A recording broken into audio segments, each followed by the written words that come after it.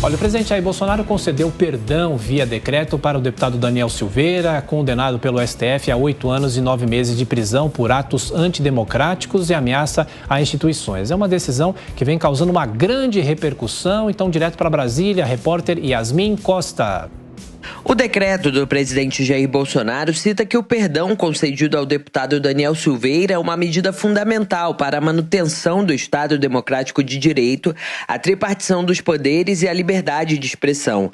A graça inclui as penas privativas de liberdade, a multa, ainda que haja inadimplência ou inscrição em débitos na dívida ativa da União, e as penas restritivas de direitos. O presidente da República argumentou que a sociedade encontra-se em legítima comoção por conta da condenação de um parlamentar resguardado pela inviolabilidade de opinião. É uma notícia de extrema importância para a nossa democracia e a nossa liberdade. É um documento que precisa trabalhar desde ontem, quando foi anunciada a prisão de 8 anos e 10 meses ao deputado federal Daniel Silveira. São decisões que eu não vou comentar. A concessão de perdão é uma prerrogativa constitucional do presidente da República. A graça é um benefício individual concedido a uma pessoa específica. Existe a possibilidade do decreto do presidente ser derrubado por uma ação direta de inconstitucionalidade apresentada ao STF. Mas o advogado do deputado Daniel Silveira, Paulo Faria, disse que isso é pouco provável.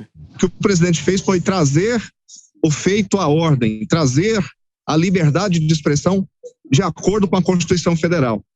E pode ter certeza absoluta que Daniel Silveira continuará com seu mandato. E aí, essas pessoas aí que estão dizendo de decreto legislativo, eu diria que é um direito, né? Mas que a competência do presidente da República, ela é inquestionável, então não há que se falar sequer em constitucionalidade. O advogado Carlos Henrique Nora afirma que nos bastidores do STF há um entendimento de que o perdão não atinge medidas além da prisão. O indulto, apesar de dar ao réu um perdão com relação à pena que efetivamente lhe foi imposta, nada tem de reflexos nos efeitos secundários da pena, ou seja, tudo que tem a ver com o efeito secundário da pena, que não a prisão, ainda é vigente. Então, o reflexo imposto pelo Supremo Tribunal Federal na perda do mandato eletivo do deputado ainda vige. Então, não tem, vamos dizer assim, nenhuma influência o indulto nessa segunda parte, que é talvez a parte mais relevante da condenação. Sobre a perda do mandato, o presidente da Câmara, Arthur Lira, apresentou um recurso ao STF para que a Corte reconheça que cabe à Câmara dos Deputados dar a palavra final sobre a cassação de um parlamentar. O recurso apresentado por Lira tem relação com o caso do ex-deputado federal Paulo Feijó. Em 2017, o ex-parlamentar foi condenado à perda do mandato pela primeira turma do STF. Na época, os ministros entenderam que depois desse julgamento, caberia à Câmara somente comunicar a perda do mandato do parlamentar. O deputado Coronel Tadeu defende que a Câmara é responsável por decidir sobre a perda de cargo de qualquer deputado. Defeitos, os erros, os atropelos, as inconstitucionalidades, as irregularidades, todas elas foram mais do que estampadas e escancaradas por diversos juristas, advogados, ex-juízes, ex-ministros do Supremo.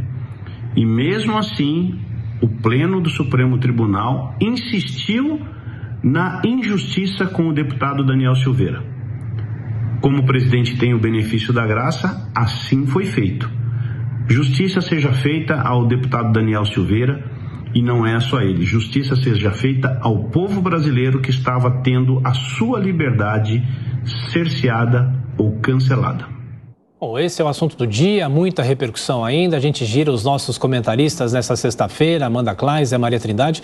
Começo por você, Zé Maria, que está tão acostumado a cobrir o Congresso Nacional. O que acontece a partir de agora? Existem muitas perguntas sem respostas. Zé Maria, salve. Ninguém vai morrer de tédio no governo do presidente Jair Bolsonaro, viu? Muito bom dia, Tiago. Bom dia, Amanda. Muito bom dia a todos. Bom dia, Elisângela. Olha, Tiago, há dúvidas porque não há regulamentação. A Constituição diz que quem dá a última palavra sobre mandato parlamentar é o Congresso Nacional. Mas quando diz dar a última palavra, ou seja, tem que ser comunicado, não induz ou diz que o Congresso pode mudar uma decisão judicial. Isso não é cassação de mandato. Quem cassa mandato parlamentar é o plenário da Câmara dos Deputados e do Senado. Mas há uma extinção ou uma determinação judicial para extinguir o mandato. Alguns entendem que a Constituição manda para o presidente da Câmara dar a última palavra para verificar se aquela determinação não é falsa, se todos os ritos foram seguidos, se está tudo dentro da normalidade, mas não para entrar no mérito da suspensão ou extinção do mandato. As penas acessórias de inelegibilidade, isso aí é definido através da Lei Ficha Limpa. Agora, há uma certa unanimidade, até entre partidos de oposição, de que o presidente Jair Bolsonaro tem sim prerrogativa, e é prerrogativa exclusiva do presidente da República, de assinar uma graça, um indulto, e isso já foi enfrentado pelo próprio Supremo Tribunal Federal. E a súmula emitida pelo Supremo foi usada como argumento do presidente Jair Bolsonaro para conceder o perdão, a graça ao deputado Daniel Silveira. O presidente fez o que o Congresso Nacional não teve a coragem de fazer. O ex-presidente Lula, quando ele estava na presidência, a ex-presidente Dilma, quando estava na presidência, poderia tomar esse tipo de medida? Poderia. Dilma poderia, por exemplo, assinar uma graça, um perdão a José Dirceu. E por que não fez? Não é por falta de vontade, é por falta de força, por falta de apoio popular. Não estamos falando de ladrão de dinheiro público. Ninguém falou em crime hediondo, e sim sobre o direito à expressão de todo brasileiro e principalmente do Congresso Nacional. Então, o presidente tem o artigo 84, inciso 12º, do seu lado e a força política para tomar essa decisão. Até o presidente do Senado já admite. O Congresso não pode suspender, mas pode, no futuro, regulamentar esse instrumento que é, sim, muito poderoso, mas o presidente tem direito de usá-lo. Amanda, o presidente disse, para justificar a concessão aí do perdão, essa comoção da sociedade que ele disse é legítima, encontra-se legítima. Ele fala dessa maneira. Sua opinião a respeito? Elisângela, bom dia. Zé, Tiago, bom dia aos nossos telespectadores e ouvintes. Olha, Elisângela, eu não sei se você viu alguma comoção social. Eu não vi nenhuma. Eu não vi nenhum ato, nenhum protesto, nenhuma manifestação. A única comoção que eu vi foi a de aliados do presidente no Twitter e em outras redes sociais.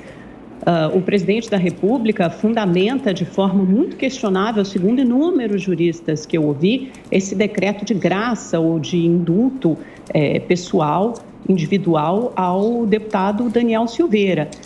É uma prerrogativa do presidente da República, o Zé tem toda a razão. Agora, há questionamentos sobre como isso foi feito. Muitos juristas entendem que mesmo esse ato de indulto ou de graça do presidente precisa ser submetido ao controle judicial. Isso certamente ocorrerá, porque os partidos de oposição e deputados, senadores já anunciaram publicamente que vão apresentar recursos, seja por meio de ADPF, de mandado de segurança, de ação direta de inconstitucionalidade ao Supremo, ou seja, o Supremo vai ter que se debruçar sobre a questão. Exatamente o quê? Houve algum desvio de finalidade? A professora da FGV Direito, por exemplo, Heloísa Machado, ela me escreveu hoje de manhã o seguinte: as regras do indulto e graça na Constituição, na Lei de Execuções Penais, dão ampla margem de discricionariedade para o presidente. Ampla, mas não total. E isso é muito importante. Veja, o caso é um escândalo de violação da impessoalidade. Veja como abuso do poder para beneficiar a si mesmo e os amigos. Ou seja, o presidente usa um instrumento constitucional, um instrumento da graça, o que é raríssimo no Brasil, porque normalmente o que os presidentes concedem é aquele indulto natalino, que é baseado em critérios muito objetivos, por exemplo, o tempo de cumprimento de pena. Quem atende a determinados requisitos recebe o indulto natalino. Ele não é direcionado a uma pessoa específica, nome, sobrenome, não. Ele é direcionado às pessoas ou aos presos que atendem aqueles critérios. E o presidente da República colocou como critério o que os juristas entendem que tenha ferido a impessoalidade e a moralidade, e é uma afronta para eles a uma decisão do judiciário. Primeiro, porque essa decisão sequer transitou em julgado, o processo não transitou em julgado. Então, o presidente diz, olha, basicamente é o seguinte, eu entendo que a decisão do Poder Judiciário de 10-1, ou seja, por ampla maioria do Supremo Tribunal Federal, foi errada, que o deputado Daniel Silveira está, sim, protegido pela liberdade de expressão e pela imunidade parlamentar, justamente contrário do que decidiu o Supremo, portanto, eu lhe concedo a graça, ou seja, beneficia um aliado.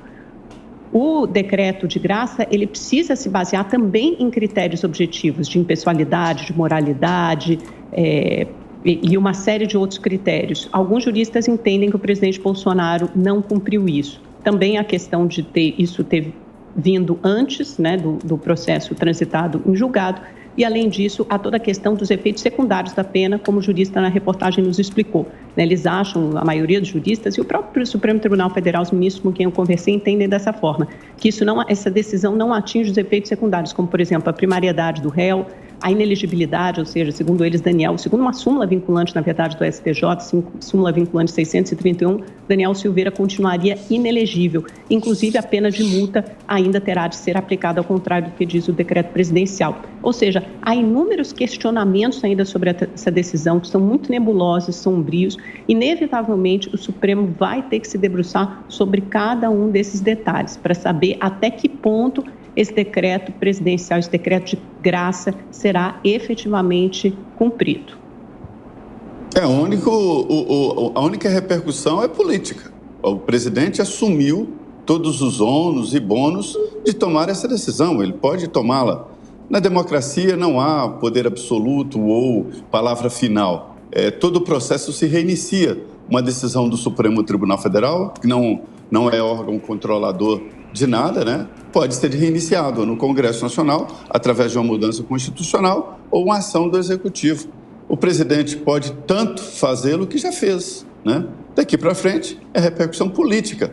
E isso foi centímetro por centímetro medido pelo presidente da República. A decisão já está tomada e Daniel está livre, inclusive, da tornozeleira.